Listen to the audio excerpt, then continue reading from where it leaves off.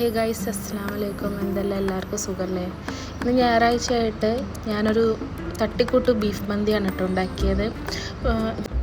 മന്തിക്കുള്ള full ingredients ഒന്നുമില്ല കേട്ടോ. ഇതിന് ഞാൻ ക്യാപ്സിക്കം, ഇഞ്ചി, വെളുത്തുള്ളി. അപ്പോൾ ഞാൻ കുക്കറിൽ ആദ്യം ഞാൻ ബീഫ് ഇട്ട് കൊടുത്തു കേട്ടോ. നല്ല ബീഫ് ആയാലേ നമ്മളെ മന്തി നല്ല ടേസ്റ്റ് ആവുള്ളൂ. അപ്പോൾ ഞാൻ ഇതിലേക്ക് ബീഫ് ഇട്ട് കൊടുത്തു കുക്കറിലേക്ക്.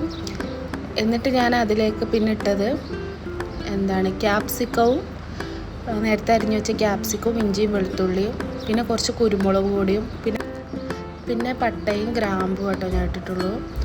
പിന്നെ ഞാൻ അതിലേക്ക് ഒരു മാഗി ക്യൂബ് ഇല്ലേ, നമ്മുടെ മാഗി ക്യൂബും കൂടി ആഡ് ചെയ്തിട്ടുണ്ട്. പിന്നെ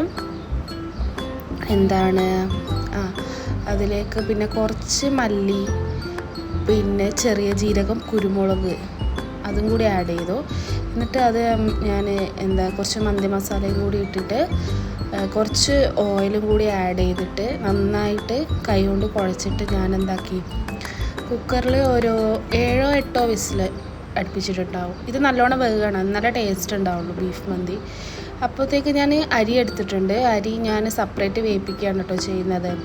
അത് വേറൊരു പാത്രത്തിൽ വെള്ളം വെച്ച് അതിലും ഈ പറഞ്ഞതിൻ്റെ തൊട്ട് മല്ലിയും കുരുമുളകും പട്ടയും ഗ്രാമ്പും അതെല്ലാം ഇട്ട് ഉപ്പൊക്കെ ഇട്ട് കുറച്ച് ഓയിലും കൂടി ഇട്ടിക്കണം.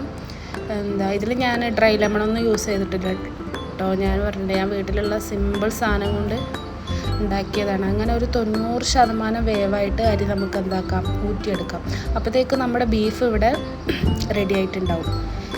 എന്നിട്ട് ആ ബീഫ് എടുത്തിട്ട് ഞാൻ ജസ്റ്റ് ഒന്ന് കുറച്ച് ഓയിൽ ഒഴിച്ചിട്ടൊന്ന് ഷാലോ ഫ്രൈ ചെയ്തെടുത്തു. അപ്പോൾ ഞാൻ കുറച്ച് കുരുമുളക് പൊടി അതിൻ്റെ മുകളിൽ വിതറിയിട്ടുണ്ട് കേട്ടോ.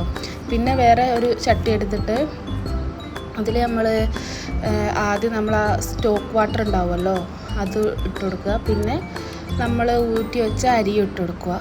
പിന്നെ അതിൻ്റെ മുകളിൽ ബാക്കിയുള്ള സ്റ്റോക്ക് വാട്ടറും കൂടി ഒഴിച്ചു കൊടുക്കുക കേട്ടോ.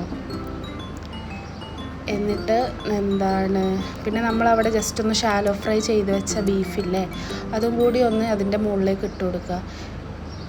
എന്നിട്ട് ഞാൻ അതിൻ്റെ സൈഡിൽ ഫുള്ള് 2-3 പച്ചമുളകും കൂടി കുത്തി വെച്ചിട്ടുണ്ട്. പിന്നെ ഞാനൊരു സ്മോക്കി ഫ്ലേവർ കിട്ടിക്കോട്ടെ എന്ന് വിചാരിച്ചിട്ട് ഒരു കനൽ കത്തിച്ചിട്ട് അത് സ്മോക്കി ഫ്ലേവർ കൊടുക്കുകയും ചെയ്തു.